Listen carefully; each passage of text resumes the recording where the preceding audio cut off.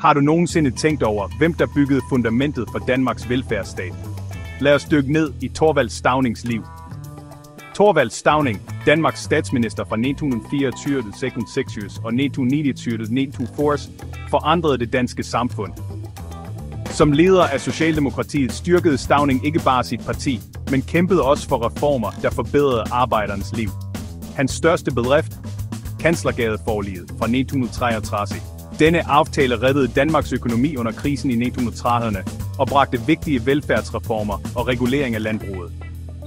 Staunings valgkampslogan i 1935, Stauning eller kaos, var ikke bare fængende. Det ramte plet og gav Socialdemokratiet en historisk sejr med 6,1% af stemmerne.